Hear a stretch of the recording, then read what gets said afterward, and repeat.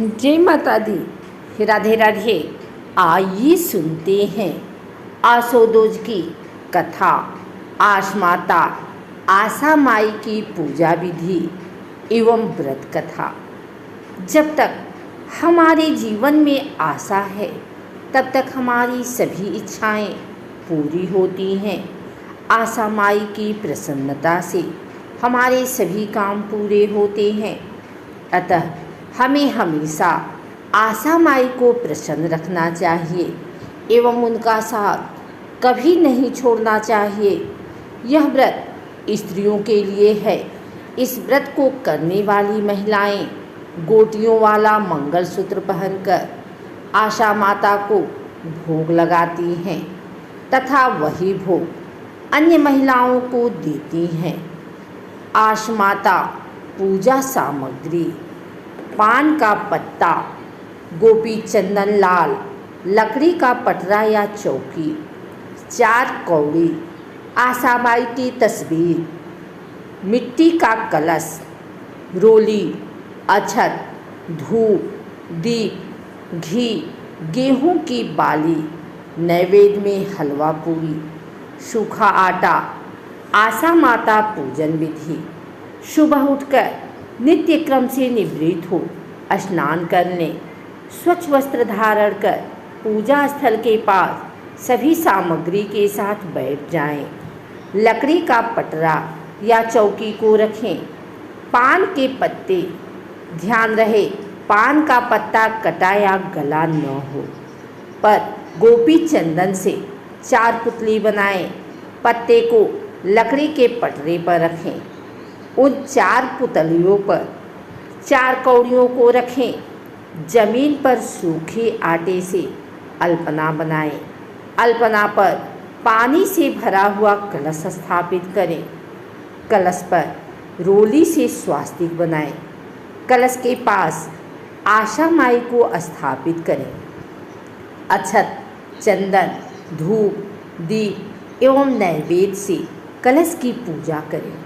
इसके बाद आशा माई की पूजा करें। आशा माई को अक्षत, चंदन, धूप, दीप अर्पित करें। हलवा पूरी का भोग लगाएं। कौड़ियों की पूजा करें। हाथ में गेहूं के 7 दाने लेकर आशा माई की कथा सुने अथवा सुनाएं।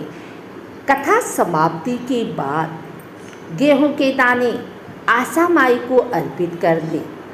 कथा के बाद चढ़ाए हुए भोग को अन्य महिलाओं को प्रसाद के रूप में दें।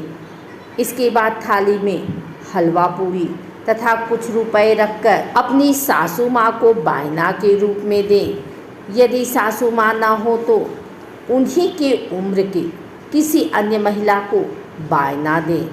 ऐसी मान्यता है कि आशा माई की प्रसन्नता से जीवन की हर आशा पूरी होती है और अगर ये अप्रसन्न हो जाए तो जीवन की सभी खुशियाँ नष्ट हो जाती हैं। जो भी इस व्रत को करता है उसकी सभी इच्छाएं पूरी होती हैं। इस अवसर पर जो व्रत कथा कही जाती है उसमें एक ऐसे जुआरी का उल्लेख किया जाता है जिसके जीवन की दिशा आशा माई के कृपा से बदल जाती है। आइए सुनते हैं आशा माई की कथा। पुराने समय में एक आदमी एक नगर में रहता था। उसका नाम आसलिया बावलिया था। उस आसलिया बावलिया को जुआ खेलने में रुचि थी। वह हमेशा ब्राह्मणों को भोजन भी करवाता था। इस तरह हमेशा जुआ खेलते रहने से और ब्राह्मणों को भोजन करवाते रहने से उसकी भाभियों को यह सब पसंद नहीं था। इस तरह कुछ समय तक ऐसा चलता रहा, लेकिन एक दिन उसकी भाभियां परेशान होकर उसको अपने घर से बाहर निकाल दी। इस तरह घर से बाहर निकाल देने से दुखी हुआ। वह सोचने लगा कैसा अपना जीवन को जीना है। इस तरह सोचते सोचते वह घूमते हुए दूसरे नगर में पहुंचा।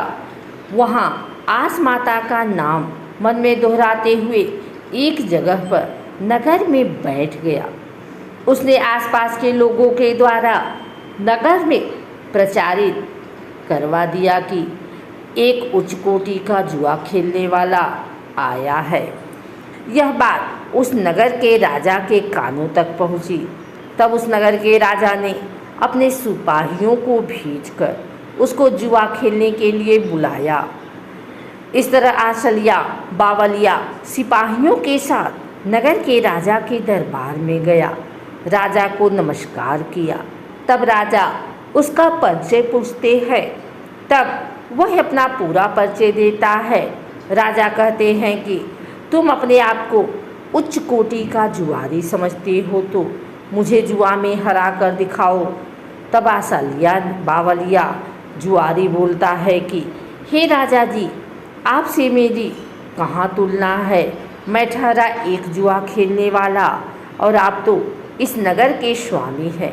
मैं जुआ में जीत गया तो मेरे द्वारा जीती गई कोई भी वस्तु वापस नहीं लेना और मेरे प्राणों की सुरक्षा का आप वचन दें। राजा बोलते हैं कि हे जुआ खेलने वाले आसलिया बावलिया, तुम जुआ में जीत जाओगे तो तुम्हारे द्वारा जीती गई कोई वस्तु तुमसे वापस नहीं ले जाएगी और तुम्हारे प्राणों को कोई और किसी तरह का खतरा नहीं होगा।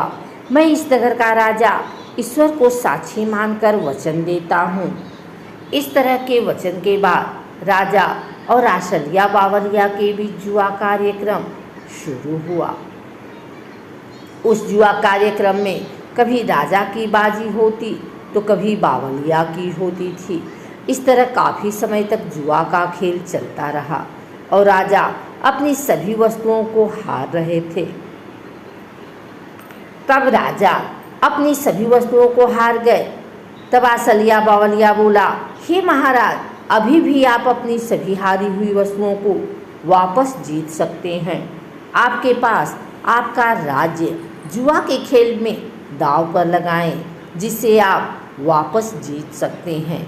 राजा ने बिना सोचे विचारे अपना राज्य जुआ के खेल में दांव पर लगा दिया और अपने राज्य को जुआ में हार गए। इस तरह वचनबद्ध राजा कुछ नहीं कर सके। अपना राज्य उस जुआ के खेलने वाले आसलिया बावलिया को देखकर नगर को छोड़कर चले गए। आसलिया बावलिया इस तरह खुद उस नगर को जीतकर राजा बन गया। आसलिया बावलिया अपने जीते हुए राज्य पर सुख सुविधाओं से जीवन जी रहा था। आसलिया बावलिया के घर पर अकाल पड़ने लगा, जिससे उसके परिवार के लोगों को भोजन की कमी होने लगी। उसके परिवार के लोग चिंतित रहने लगे। थोड़े समय के बाद आसलिया बावलिया के परिवार के लोगों का अन्न धन समाप्त हो गया।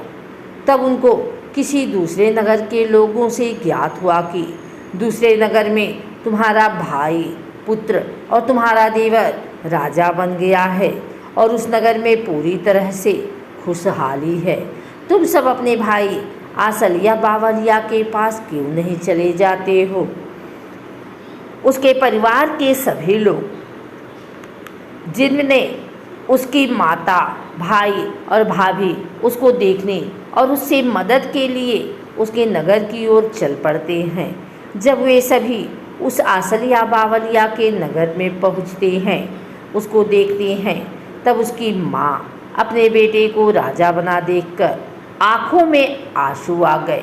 राजा के रूप में आसलिया बावलिया अपनी माता को इस तरह रोते देखकर अपनी माता के चरण को स्पर्श करता है। तब उसकी माता ने उससे कहा कि मैं आस माता के व्रत का उजमड़ा करूँगी। तब सब लोगों ने घर जाकर आस माता व्रत का उजमड़ा किया। जैसे तुमने आसलिया बावलिया को राजपाट दिया, वैसे ही सबकी मनोकामना पूरी करना।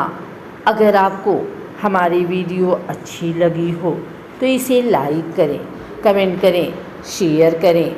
हमारे चैनल को सब्सक्राइब करके बेल नोटिफिकेशन ऑल पर सेट कर लें, ताकि आगे आने वाली वीडियो सबसे पहले आप तक पहुंच सके। धन्यवाद।